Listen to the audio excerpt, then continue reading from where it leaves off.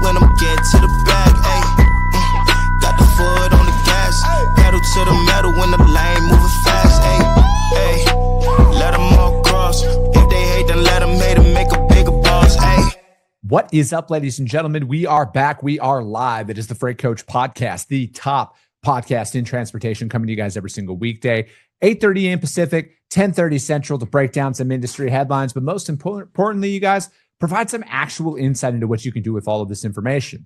If this is your first time tuning in, welcome. This is the real side of freight, ladies and gentlemen. And I do say that before every single show. And what I mean by that is I only speak with transportation professionals, because at the end of the day, you guys, I want to talk to the right individuals who have done what you're looking to do or who are currently doing what you're trying to achieve. So you can take that information, apply it, utilize it, and see a meaningful difference in your business and your life. And if you're watching this, you guys can already see my guest. I got a very special guest for you guys here today.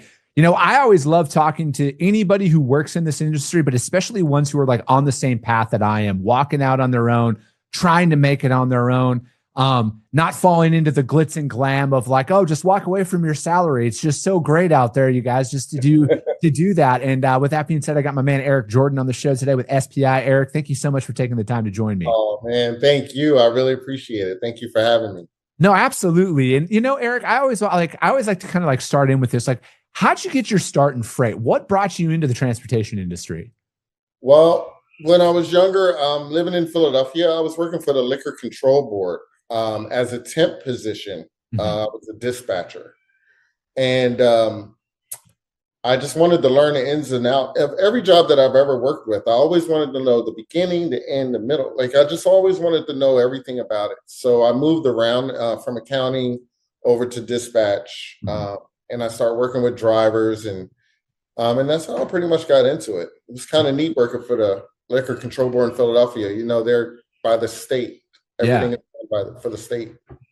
So what was it about, you know, like, what was it where you were like, I got to go out on my own and do it for myself, right? Like, I think, and this is the most fascinating thing with anybody who's ever like walked away from a salary and like went out either, you know, it's 1099, starting their own business, because that's what you're doing, right? Like, you're walking away from the comfort of a salary, benefits, and all of that stuff, and you're going out to strike out on your own. So like, what was that moment, Eric, where you're just like, I got to go for this?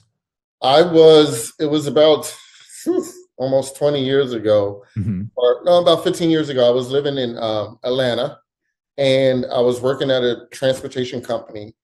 And my partner at the time, we had to move to San Francisco. So my job, they made it seem like, well, they said, you know what, Eric, we're going to let you do your own thing. You can be an agent. I had to learn all the details of that. And they said, you know, find your own customers, move your own freight, and you're good. I think it was almost like saying goodbye, Eric. You know, it was like, bye, you're not going to do good. We've never had an agent do good. So, and they didn't have too many agents. They may have had one or two. But it was like, bye. Everyone was saying goodbye to me. And it was, you know, I just felt like, oh, this is sink or swim time. And luckily I got out there to San Francisco. I walked around the house, looked for different items that ship. And start making calls. And then I had to be unique about it. You know, I'm not a salesman at all. Like, I'm just not a salesman. I don't like making phone calls. I don't like being turned down. But I had to do it. It was sink or swim. And so I started being unique. It was like when cell phones had first came out, and they had those little cheapy cell phones. I would go visit a customer, buy a cell phone, mail it to them, and only have my number in it, and tell them to call me when you want your freight moved. And little unique stuff like that, you know, they were like, oh, wait, this guy is serious. Let's give him a call. And I got one of my biggest customers that way. And yeah, it was just stepping out on my own was scary.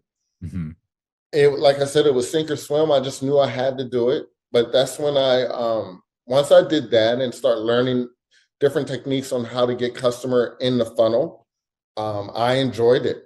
I mean, that's when I flourished, you know. So what? I didn't believe it. No, I feel you there. And I mean, what you said there, Eric, about not being a salesman, not liking the rejection, not liking all of that part that comes along with it.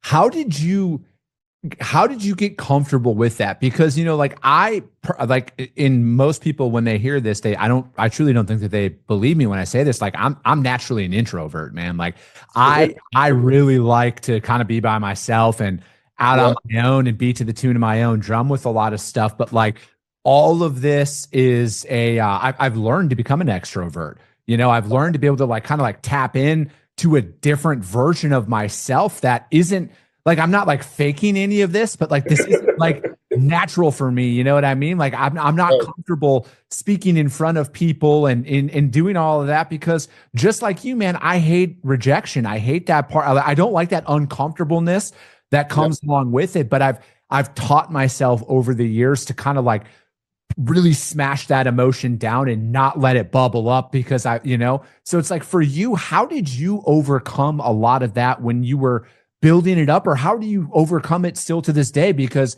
if you're anything like me, like I know that voice still pops up in my head at times too. I still struggle with it still to this day. Overcoming it to me, it was learning the industry. Mm-hmm. I had to really get engrossed in learning every little thing about brokerage, transportation, types of trucks, type of freight. I had to, just engross myself in it. So when I spoke, I felt really comfortable to the customer on answering questions. That was always my biggest fear is they're going to ask me something I don't know, or they're going to look at me like I'm not real, in depth in this field. And I had to first get completely in depth, completely knowledgeable, and then I felt really comfortable. Mm-hmm. And once I did that, I think that's when I started to shine a little. Mm-hmm. I mean, I'm a 56-year-old nerd. And I am really, really, I believe I am an introvert. People say, nah, Eric, not really. But I just wanted to be engrossed in learning all about the whole gamut of transportation in order to be comfortable to approach a customer. And once I did that, approaching customers just felt easy.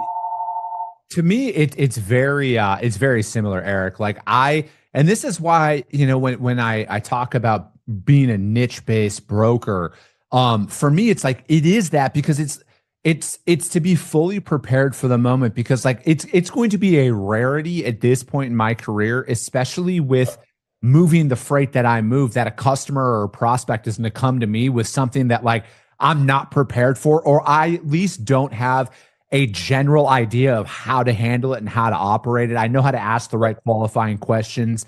And a lot of that confidence comes from the reps that it took for getting through and going through a lot of that. And that's, another big factor on why I tell people just to choose a niche and go after that for a while, because there's so much opportunity that's out there. I think paralysis analysis is a very big thing in transportation. You think you need to do everything because there is so much freight to move. But I feel like as the industry progresses, I'm thinking it's going to be more and more specialized sales reps that are going to flourish, because anybody could sit here and, you look at today's day and age, for example, anybody could sit here and be like, oh, when's it going to improve? When, why isn't it, when's the market going to increase? All of that stuff. We could sit here all day until we're blue in the face. But guys like you and I, Eric, we don't have that luxury of waiting for anything to change, because like neither one of us have a salary. Right. We have to go out there and, we eat what we kill. So it's like, for me, I'm like, all right, if I'm going to change with the times, what is one thing that I've noticed pre-COVID and post-COVID when it comes to freight broker sales? For me personally, because, I actually make cold calls every single day. I've noticed the difference in receptiveness to my outbounds when I'm very specialized in why I'm calling. Hey, I'm calling. This is who we are. We specialize in this. I'm really just calling to introduce ourselves today. And it's really kind of breaking it down, and then also understanding where I'm at in the sales process, right? The majority of the calls, that's the first time you've ever talked to somebody at that company. So it's like, why are you going for the kill shot on the very first interaction with them and asking them for something? I think like you got to build up that familiarity there. And the difference is pre-COVID, you used to get the decision maker on the phone fairly easy. You'd have a couple of I don't even want to call them decent. I'll call them halfway decent conversations. And then they're going to be like, hey, let's get you set up and, we'll see where it goes. You can at least complete a sentence. I think that was the standard. And it was just a lot different. And now, once you get onboarded with somebody, again, the difference is pre and post COVID. Pre-COVID, you get a prove it shipment really quick, right? Like, hey, you're set up. This one's yours. Go. Now, you might get set up with somebody and it could be a year or 2 years before you start seeing any real business from them. And I say that with confidence because that's how my book of business and my business has grown here over these past couple of years. All of our growth this year, Eric, has came from existing customers and deeper selling within them. It took us a long time to get to that point where we started moving up the priority list with them. Right. I can see that. It's all about getting them in the funnel, right? And once you have them in that funnel, they start to funnel down and trickle down. It takes time. And a lot of the customers that I've been getting are warehouses that really like dealing with me and will reach out to other customers and give them my information. Oh, wow. So referrals. I've been getting real lucky with referrals. I mean, I would say half of my customers have been referrals. And so it works out really well. That's where it's at, Eric, at the end of the day. That to me is like the ultimate business card that you have is when your customers are referring to other people for you to go in there and do that. And, so like what was some of those challenges in, or let's call it this. When you went from a salaried employee to going out and becoming a 1099, what were some of those early lessons that you learned of like, okay, crap, I can't do this that way anymore. I got to change this. The early lesson was I had to learn the rates. I was really struggling with the rates. Like I was giving the drivers everything I had because I was just too friendly, too nice, and I wasn't thinking about my pay. I was just trying to build the business. And so in doing that, it seemed like the drivers were like, oh, this guy is pretty nice and he's got good rates and I want to stick with him. Mm-hmm. And his customer was like, oh, he's pretty good. He's pretty nice. He's got pretty good rates and he's getting everything moved. I want to stick with him. So it allowed me to have the customer in trust and then friendship. And then I was able to change my rates and see an income coming in. But luckily I had a partner who watched me grow from becoming salary into the 1099 and allowed me to, most people don't have the luxury of paying rent from going from that, So I had a partner who was like, you know what, Eric, I got you for 6 months. So just do your thing, take your time, it'll come through. Mm-hmm. And a lot of people don't have that luxury. And I was pretty lucky. And it was tough. It was tough because you can't get a customer in 6 months. I felt like I couldn't. Mm-hmm. And it did take me a while. I think it takes a lot longer than a lot of people think, right? And I think like that's one of the biggest eye openers, Eric, to a lot of individuals. And especially, I also look at, and again, this isn't I try not to make too many generalized statements, but like when you go and sell right away for an established company, right? They have established relationships, you're moving freight.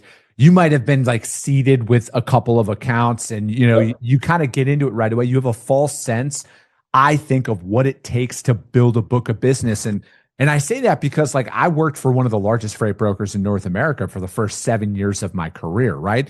It was vastly different selling in that environment than when I went to go work for a startup.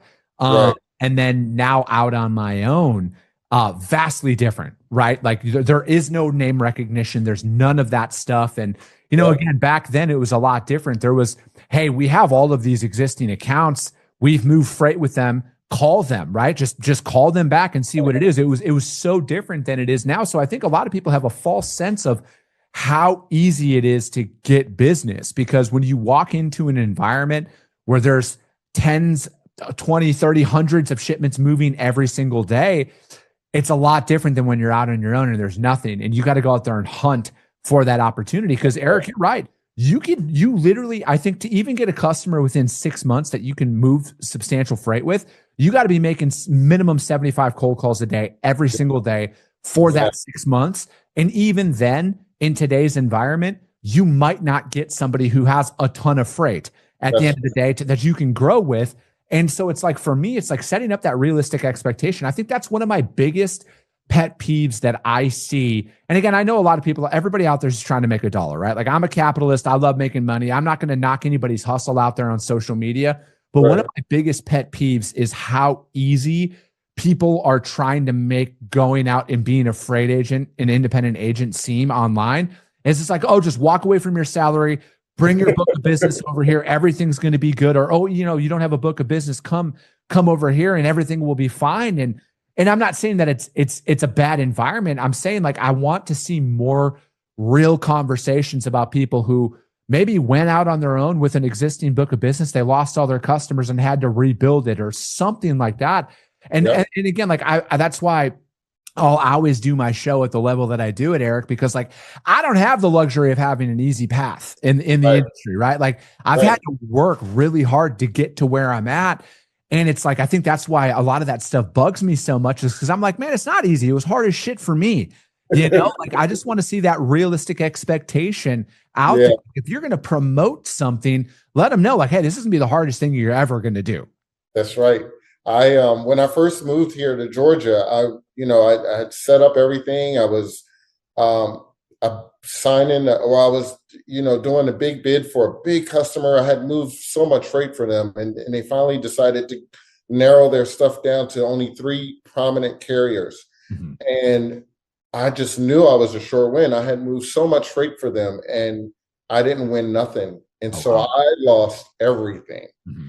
That was my only customer at the time. And I was like, oh, crap, I have to go back to salary. Yeah.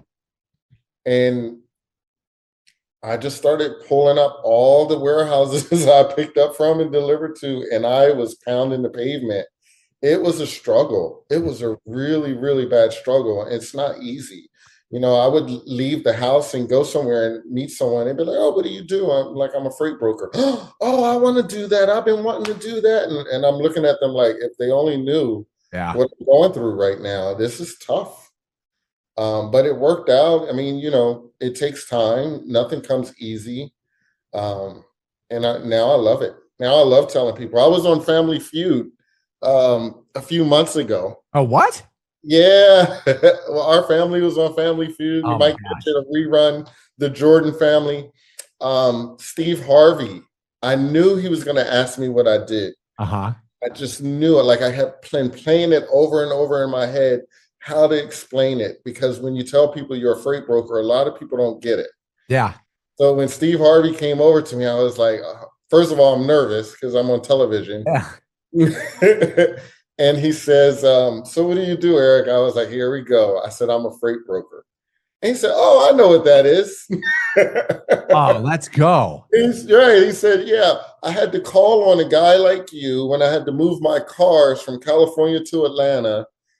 We had to get a guy in between to do everything because I couldn't talk directly with the drivers. Yeah. I said, exactly. He said, you know what? You're a son of a bitch. He said, I could have went straight to the driver. But no, it was real funny. It was a lot of banter back and forth about it. But the fact that he knew what a freight broker was, it says a lot about us. Like, it's almost like we're coming out of the closet. I don't know. More and more people are hearing about it. And some people don't know, but more and more are hearing about it. My friends are really proud that I'm in the position that I'm in because I can control my own hours and everything, but they don't realize how hard it is. It's hard. No, it is. And any real entrepreneur that I've ever met who's not trying to sell you on signing up for their course, or they're not trying to financially benefit from the relationship, they'll all tell you the exact same thing, right? Like, it's the hardest thing that they've ever done. There's so many more nights where it's like, I think in simplest terms, 99% of the time, if you're out on your own in any capacity in business, you are wondering, is this going to work? right? Like you're like, fuck, is this going to work out? Am I going to lose everything? And then you get that 1% that you win and you're like, fucking, this is the greatest thing ever. And that carries you for that other 99% of the time that you're going there, racking your brain against the wall and everything else until you get to that next win, right? Like, because it's like, I say that with people, and I want you to know, like, I'll never go back to working for any. I'm unemployable at this point, but I also feel like it is my duty to let people know what they're signing up for before they walk out on their own and walk away from that. You know, like I was out in Long Beach earlier this week. I was at a conference. I'm very fortunate. I got invited to come do my show at the event. They had a phenomenal setup, and I was going to meet a buddy of mine, and I was in the Uber. And we were driving out there, and this guy, the Uber driver, was like, "Oh, in California, like there's these things that you get, a discounted health insurance if you're something." And I'm just sitting there, and I'm like, I had to tell him, I'm like, man, that sounds great, but like I'm self-employed too. I don't get that benefit. All right, like I pay for my family over $1,000 a month for health insurance, dental, and vision, right? That comes out of my pocket every single month. And it's like, if you're going to go out on your own, I hope you have a spouse that has health insurance at least, right? Because like that shit's expensive when you're self-employed, because like you don't start to see any discounts in it until you have employees, and then you get a group policy price and stuff like that. And, again, so it's like, there's so much more to know before you go out there. And the amount of people over the years that have said like, oh, I want to go out and try my own thing. I always tell them, I'm like, don't quit your day job until you have actual revenue coming through. Like you got to work on that stuff at night and weekends until that side hustle can become a primary. And there's a path to that, because it's so like, you need so much more money than you think to be out on your own. You have to be so financially disciplined when you get that money in to set it aside for taxes, emergency funds, all of that. You got to really, really be disciplined to it. It's not as easy as just walking out and, bam, I have an LLC. I'm going to be a millionaire within 6 months. And a lot of people think that. A lot of people think that when they just think you're a broker, you're making a lot of money. But yeah, it's pretty tough in the beginning. It's some really good, some bad struggles. But I think it's necessary though, Eric. Like how much more do you appreciate your customers now than you would have if somebody would have just given you those customers? You know what I mean? Exactly. There are days where I'm like, man, my freight is kind of low right now. I don't have freight. Is this really for me? My customers don't like me. And then the next day it'll blow up. I'll get all this freight, and I'm like, oh, I'm on top of the world. What was I thinking? And I feel like I go through that once a week. I do the same thing in my head once a week. And, but I appreciate it. I appreciate my customers. Yeah. I'll never take a relationship in business for granted ever again.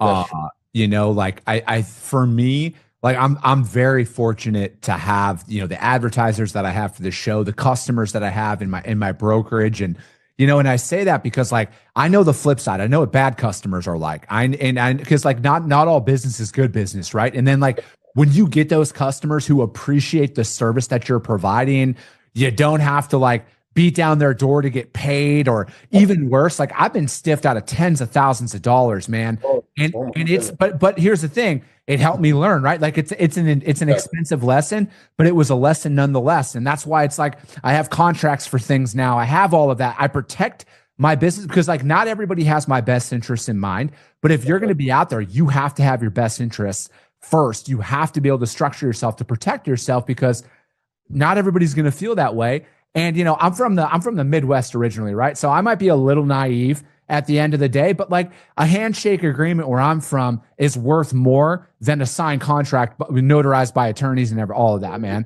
A handshake means a lot more. And that was a lesson that I learned out there is, hey, not everybody feels that way. So again, it's like, no offense, but like, if we're going to work together, I need you to sign this contract. And again, I might be looking at it wrong, but just based on those early experiences and getting stiffed out of that money, that's what made me do this, because it's like, I had my attorney sit me down and he said, Chris, we're not going to be able to recoup this. He's like, you had no contract out there. You have no grounds for a lawsuit. You can prove that you work for them, but you can't prove the amount that they owe you. And he's like, for that reason, you're done. And I'm like, shit. And then that cost me $500 that I had to pay him for the hour. But anyways, it was at the end of the day, though, it's those lessons that you need to learn. And I'm glad that I learned them. But again, I feel like it made me protect this a lot more than I would have, right? Because like this, when you go out on your own, your business is an entity in its own right. There's a difference between Freight Coach Enterprises, which is my company, and Chris Jolly, the individual. So I have to protect that. I have to protect the information that we have, and that because in the systems and all of that stuff. Because if I don't, and it doesn't work out again, I told myself in those moments, Eric, early on, I'm never going to be in this position ever again. Like I will never be in that position ever again. And again, that's one of those things that I'm glad it happened now, because I feel like it made me a better operator. Yeah. I mean, every day with this job, you're learning something new. Mm-hmm. But the good thing is, it benefits you in the future. It really does. Everything that you learn will benefit you in the future in this industry. Mm-hmm. And I'm so glad that you talk about that. I'm so glad that you put it out there and you put it on your platform, that for people that may be struggling, they don't know, they may think they're the only ones going through that right now.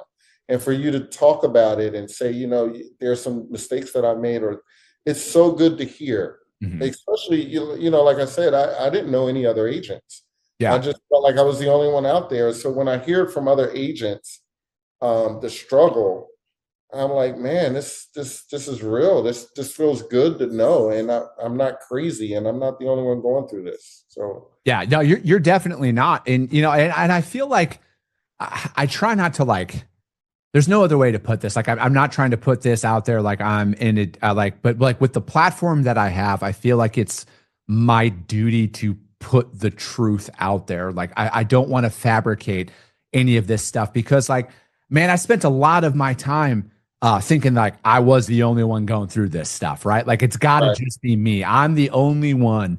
And then it's that negative voice that creeps up in my head. And so it's like, for me, it's important to put it out there, because dude, I want people to listen to this and be like, all right, well, fuck it. If Chris is going through it, I am too. Like, I'm not the only one, like, I'm not the only one who's struggling.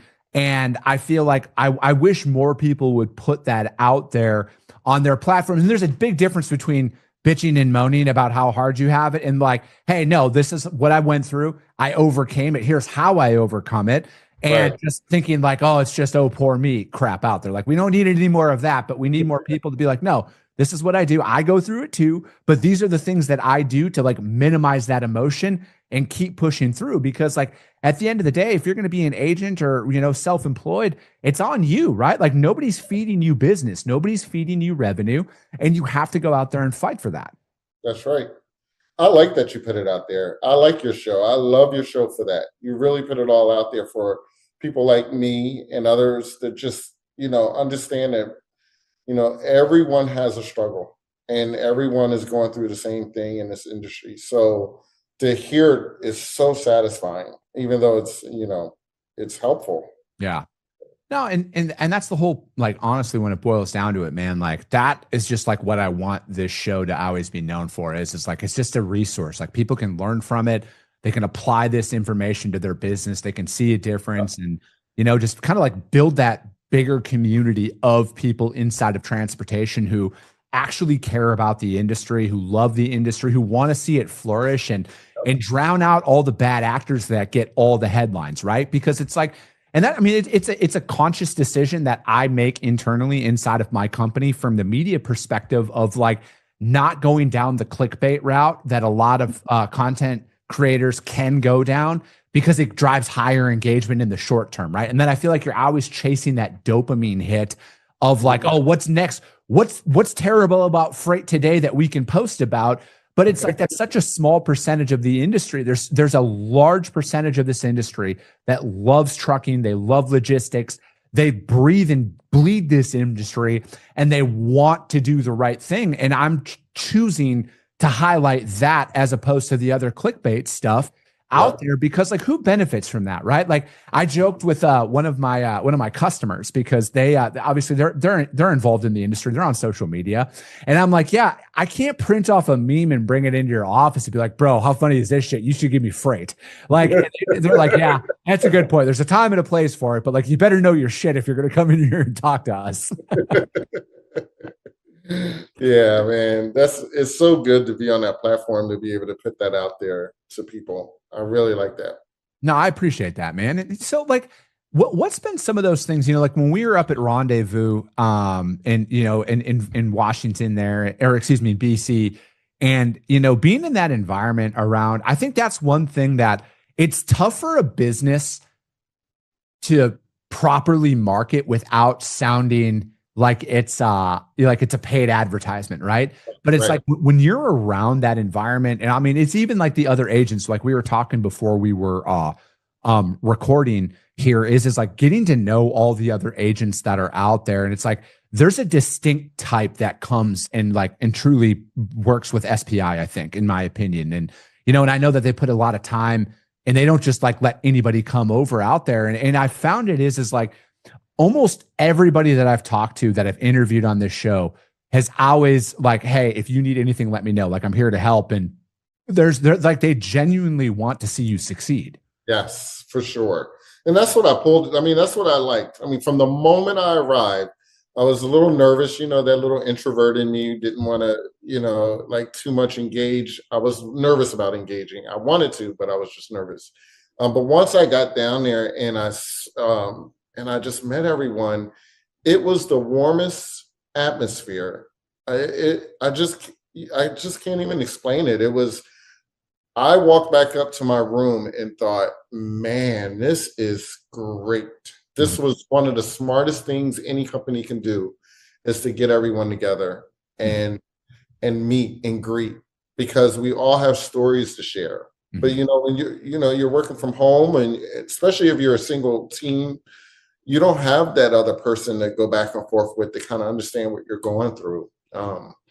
But I walked away every day. I walked away from, so much knowledge and so much information, and really feeling good about myself, and wanting to talk to my customers about that, and wanting to learn more. And even, I was ready to even go back out and try to get new customers, because I haven't for a while. I just got a little discouraged, but it worked. That rendezvous was incredible. Yeah. No, really. It is an environment that like it's tough for me to properly articulate what that actually is, like to have people out there that genuinely want to see you win, and like and they put everything behind it too. Like, they're not like the amount of times that we've had to reach out, after hours, nights, weekends, all of that stuff. And the responses are almost immediate at all times, right? Like obviously we're not reaching out to people at 1 a.m, but I'm sure you could if you really needed something. But it's like anytime we've had a question, boom, there's an answer for it. There's no waiting. Like when they say like they treat their agents as their customers, and like that environment, it's very real.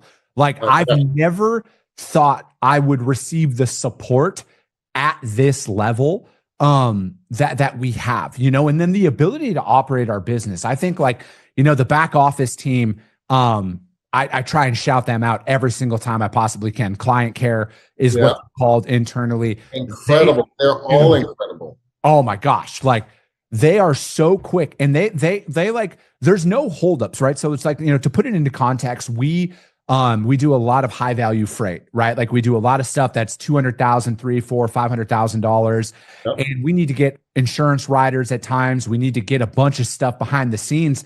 They do not slow us down. That is not a handicap at all in our business. Like they are quick. They are on top of it. Same thing with like processing, billing, all of that stuff. It is so dialed in, and it's like we are able, like, again, we're building our agency out. We're able to pack a couple $100 million punch out there in the market because of the support that we have behind the scenes. And that's what we're able to deliver, right? Like there's not going to be one thing. And this is like a point that I want anybody who's ever going to be on the fence about like going out and exploring the agent route, because as much as I want people to be prepared for what they are to expect, like, you also need to understand that, like, again, my experiences with SPI, you are not going to walk in or possibly onboard a customer that they're going to look at and be like, no, we can't do that. They are going to 100% do everything in their power to make sure it gets done right, efficiently, and then your customer's taken care of. That's right. And safe. Like, you know what I mean? It makes you feel really good about how they take the time out to look through all the credentials for your customers. And all of that is so good for us, you know, even with the carrier side, you know, the vetting new carriers. Oh, yeah. That whole process is daunting to me.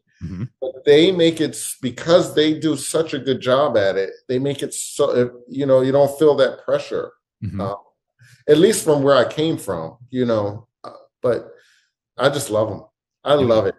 No, and there's no shortcuts with the carrier side of things either, right? Like, there's no, if they're not, you know, because obviously we utilize highway inside of everything, and there's no shortcuts at all. Like, the standards are very high. If you're going to get set up with us, this is what you're going to follow. You have to be able to prove it and go for it. And then, like, you know, again, like, they're protecting us at the end of the day, because every day, I swear at this point, Eric, there's another headline about another thing that happened, another cargo theft, another this, another that. And knowing that the systems and stuff that we have in place, like as high publicity as cargo theft is getting, that's almost like the biggest selling point as a broker now, when you're going out there and talking to people and your prospects and your customers. Hey, your freight's protected, and here's how it's protected. These are the systems that we have in place. These are the processes that we follow. If somebody is vetted and set up with us, you got to know they went through a lot of steps to get to that point. We're not just like sending in trucks for the sake of sending in trucks. That's right. And our name is synonymous throughout the trucking industry, or even in the customer side. I've had customers say, "Oh, wow. Oh, Eric. Oh, you're with SPI. Oh, good job. Congratulations." I get that from carriers all the time. Yeah. Good job, man. Wow. Congrats. You know, they're a good company all the time. I deal with a lot of freight out of California. So they're really familiar with freight all over is familiar with SPI drivers, but a lot of people in California are definitely familiar with SPI. No, absolutely, man. So Eric, what's one thing, as we're kind of wrapping up here today, what's one thing that you would want to give it from an advice perspective on somebody who might be on the fence about going out on their own? What's one thing that you think that, like, you know, they should be like, just to go for it? Well, we talked about how hard it is to, you know, how tough it is to get the customers, or how long it may take. I would tell someone throughout the whole process, do not get discouraged. It can be tough sometimes. It can be, you know, slow, those doors shutting in your face, or people saying no, but don't let that discourage you. Let that be your motivator, because there is going to be someone out there that wants you, that needs you. There are people out there that need that type of customer service. So I would just tell people, you know, don't just throw the pen in, and don't throw the towel in and just give up. Just really keep pushing, because the payoff at the end of the day, especially with SPI, is every bit worth it. Every bit worth it.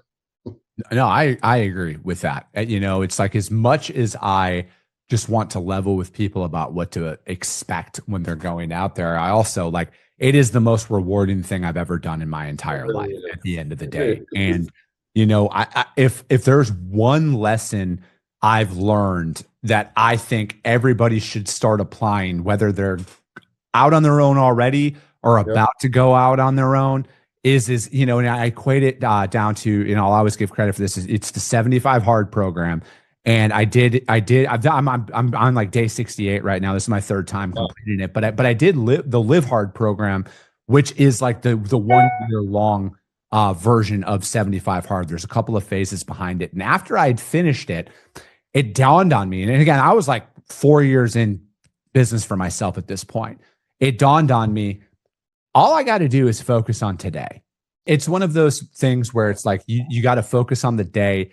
You got to focus on that next task at hand, and anything that's feeling daunting for you, it's feeling daunting for everybody. But if you just break it down to actionable daily tasks that you know are moving that needle forward every single day, that is where all the magic is going to happen. Because again, it's going to take a lot longer than you want. But if you look back, because that discouragement of like, you're not making any progress, the progress shows up when you do just look back. You're like, oh, okay, over these last 30 days, hey, I made 50 sales calls every single day for these last 30 days. And, you know, I've made these amount of contacts, and you start to see that small incremental bump in progress. And that's where it all is. That's what like, those are the wins you need to celebrate early on. That's true. That's true. That's true. Well, hey, Eric, I appreciate your time today. Eric, how does anybody reach out to you if they want to find out more, just to kind of network with you, or maybe they want you to move their freight? Just feel free to reach out to me via email, ejordan@spi3pl.com or 404-993-9005. Feel free to give me a call. I'm always around. Perfect. Eric, I appreciate it, man. Thank you so much for your time. That is going to be it for today, ladies and gentlemen. If you guys need help finding Eric and you can't, hit me up. I will gladly put you guys in contact with him. But that's going to be it. As always, if you got value in what you heard, subscribe to the show, you guys. And for feeling really ambitious after this one, rank the show on iTunes and Spotify, because if you saw value, your network's going to see value as well. I appreciate you guys. I love you guys. And we'll be talking to you soon.